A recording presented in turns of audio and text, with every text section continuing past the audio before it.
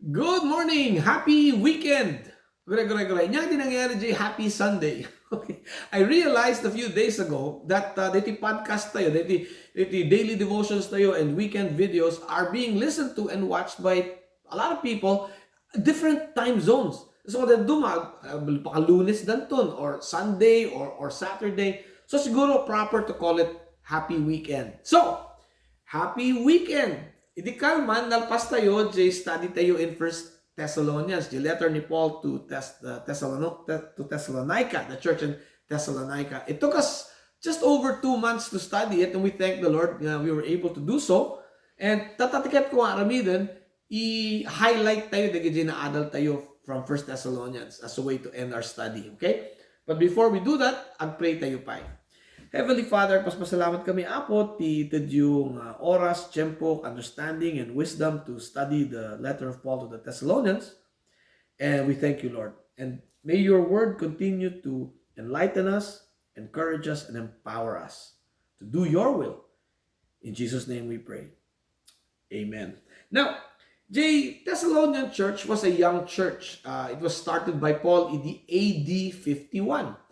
And the surat na ngayon na kanya was written about 2 to 3 years after that. No? So, the question tayo, apay yung surat ni Paul dito yung letter? Dito purpose ni Paul, apay yung surat na? Well, he wanted to encourage the Thessalonians. To encourage. Apay nga, why do they need encouragement? Because I believe that they were going through challenges at ti rigat na nga pagdadaanan da. And inya dagiti nga challenges.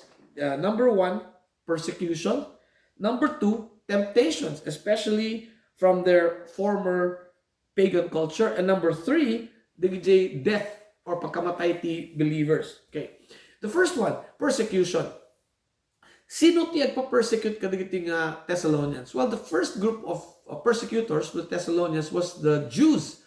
Gamin digay Hudyo, handa nga mamati that Jesus is the Messiah. Siyempre, dahil handa mamati nga Jesus is the Messiah, they were persecuting the early church. The second group are the Greeks. They were persecuting the early church because they did not believe the teachings of Jesus the Messiah. And number 3, the Romans. Because the Romans, they were trying to push kunadang Caesar worship. Tiket na i-worship ita tao emperor da as God. Of course, we only worship God. And so they were persecuted for what they believed. The second challenge the Thessalonians, because they were a young church, was the temptation from their culture, former culture. Amoyo, they were converts, just like us. Dito iti dating nga biyag da, dito yung iti biyag nga kayat ni Apo Diyos para kanyada. So, kaslangan niya tug of war. Ang ginginuyod, the old ways and the new ways. That was their challenge, okay? Gamin nagpigsa iti guyod, iti dating nga kinalakihan or dating aramidan na nagpigsa ti guyod na tataguyod mo ti salita ti Diyos, you know. And I believe already tayo, no, we have a challenge. We are being pulled by culture kat nalaklak nga sumurot iti aramidan ti adong tao because it's popular, right? Narigrigat sumurot ti salita ti Diyos. So dito ti challenge tayo, okay? And it's almost like you need to abandon everything to follow God. That's what we should do. And number 3, the third challenge was the death of believers. Alam kami nagajay, ibo na nga Kristiyano nga natayan. Katampay nakasubli ni Apo Diyos. Ti pakadanagan dagiti Kristiyano na biyag pa. Kasano nga dagajay mo na natay. Inyang iti mangyari kanyada. Dita ti challenge da. So Paul wrote this letter to address these 3 challenges. Kasano nga in-address ni Paul the persecution? In surat chapter 1 verse 9. They tell how you turned to God from idols to serve the living and true God and to wait for his Son from heaven whom he raised from the dead, Jesus who rescues us from the coming wrath. No. So as Christians, then and now, okay, the solution to persecution is to turn to God, to serve God, and to wait. Aguray tayo patiently for the return of our Lord Jesus Christ who will come and rescue us from the coming wrath. So, niya iti mangyari kadagiti tao who mock God. Manda mamati kinapa Diyos. Who blaspheme the Holy Spirit. Who reject Jesus and His message. Well, the Bible is very clear. Kung ni Paul, the wrath of God rests on them. Iungat ni Diyos at kanyada. Okay? Now, so the challenge of temptation, the solution ni Paul, holy living. Okay? The solution is holy living. And how does that look like? Kunani Paul, chapter 4, verse 1 to 12. Finally, dear brothers and sisters, we urge you in the name of the Lord Jesus to live in a way that pleases God, as we have taught you. You live this way already, and we encourage you to do so even more. For you remember that we taught you by the authority of the Lord Jesus. God's will for you is to be holy. So stay away from all sexual sin. Then each of you will control his own body and live in holiness and honor, not in lustful passion like the pagans who do not know God and his ways. Never harm or cheat a fellow believer in this matter by violating his wife.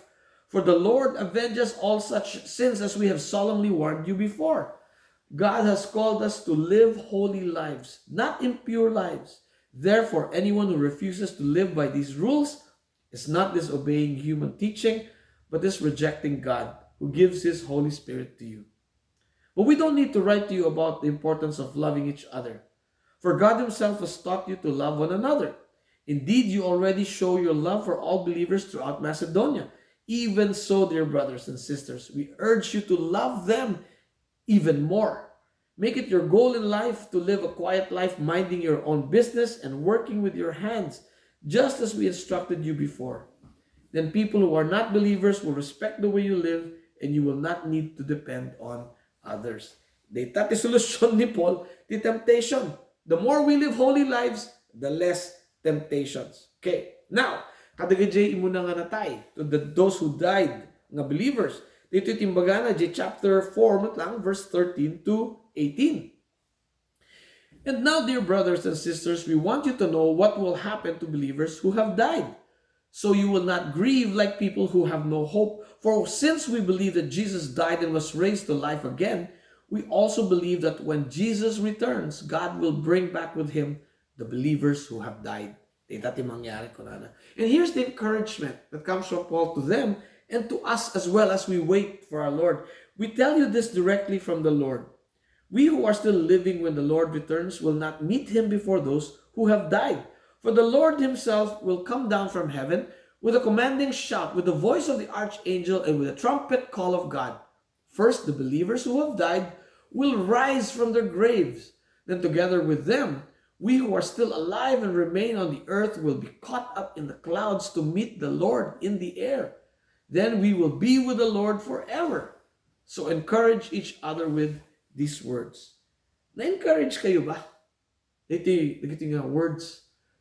Diba? Gaminuhan kayo na-encourage with these words. Siguro, dapat panunutin nyo. Dapat talaga tirelasyon nyo kina Apo Diyos. Is Jesus really your Lord and your Savior? Amoy, a few days ago, nagdindinig kami bakit ko, message ni Chuck Swindoll na, recorded message. In essence, ti ko no, dagito'y sarita ti Diyos. No, dagito'y sarita ti Diyos. Does not bring you joy, encouragement, hope, and understanding? Baka awat relasyon nyo kina Apo Diyos. Because if you have a relationship with Jesus Christ, if Jesus is your Lord and your Savior, these words from the Bible should bring you encouragement, joy, hope, and understanding. So, which brings me to what I believe is the key verse in 1 Thessalonians. Chapter 4, verse 14. It is our declaration. Dapat dito ibagbagati ti bagi tayo. Ibagbagati ti sa baling at tao. We believe that Jesus has died and rose again. And so we believe that God will bring with Jesus those who have fallen asleep with him. Mamati kayo ba? Dito yung declaration. And as we wait for our Lord, we need to be ready. We need to be ready and not ignorant. Dito kumati pinagbiag tayo. Habang agururay tayo. Di pinagsubli ni Apo Diyos. Now we ask you, brothers, to respect those who work hard among you, who are over you in the Lord and who admonish you. Hold them in the highest regard, in love because of their work. Live in peace with each other. And we urge you, brothers, warn those who are idle. Encourage the timid, help the weak. Be patient with everyone. Make sure that nobody pays back wrong for wrong, but always try to be kind to each other and to everyone else. Be joyful always, pray continually, give thanks in all circumstances, for this is God's will for you in Christ Jesus. And we all need encouragement. And we all need to be encouragers as well. We get encouraged by God's Word, and we encourage by His Word. At nagsulat, nagpitas timbagana. The gospel is not only what we believe, but also what we must live. That nga. The gospel is not only what we believe, but also what we live. The Holy Spirit leads us in faithfulness so we can avoid lust and fraud. Live as though you expect Christ's return at any time. Don't be caught unprepared. Tatanagdangdangag kayo dito nga podcast. Katahan nyo pa nga isuko ti biyagyo kini Jesus Christ. May this word of our Lord be an encouragement and a warning to you. Dito ko lang ni Jesus Christ, Mark chapter 1 verse 15. The time has come. The kingdom of God is near. Repent and believe the good news.